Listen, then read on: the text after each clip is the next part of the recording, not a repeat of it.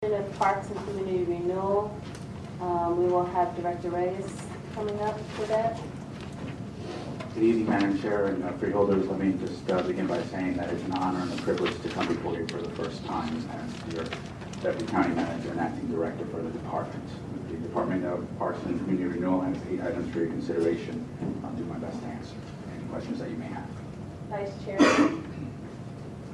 Tell us about the tax bill on number 6. Tax bill on number 6, I will defer to Council Bob Barry for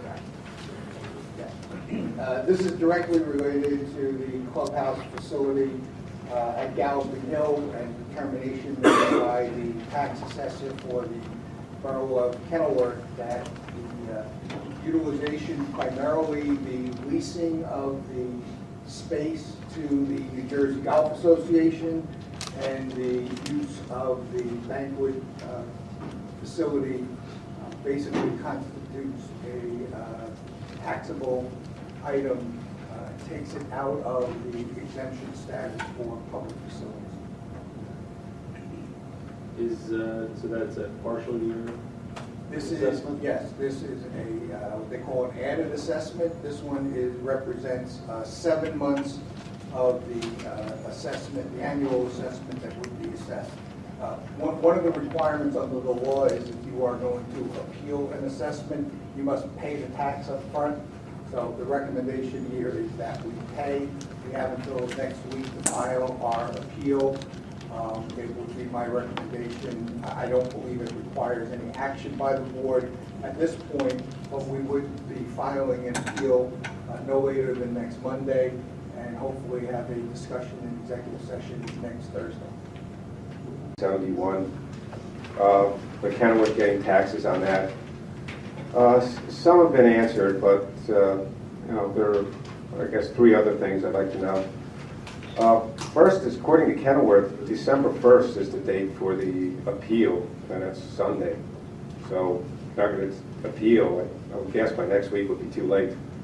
So, is that your understanding, or are you going to appeal this thing? And the other thing is that property is in Union Township also. I mean, have you gotten anything from them, or would they want taxes from you too, or is it just that the catering hall is in Kenilworth, and that's the reason Union is looking for money too? And the last part on that is the bonding. It's hard for me to figure out bonding. Lots of stuff is all over the place, but I assume the $25 million you spent on it is bonded money, which is tax exempt.